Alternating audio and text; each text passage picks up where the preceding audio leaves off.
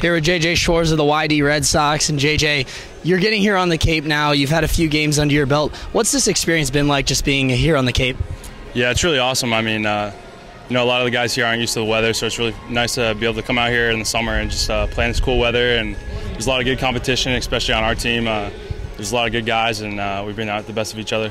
Here at Fenway Park today, definitely another cool experience here on the Cape. You guys getting to have your pro day here. What's this experience going to be like here taking BP at Fenway? Yeah, this is awesome. I mean, this is going to be something we'll never forget. A lot of us aren't going to, be able to play here, again. So, it's a memory we're going to have to cherish for the rest of our lives, and it's really cool to come out here.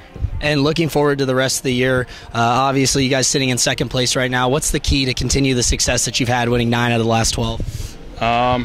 I just think the chemistry of the team is getting a little better. Now that our roster is kind of set in stone, I think we're just playing a lot better and clicking, and the pitching's pitching a lot better, and the hitting's come a long way.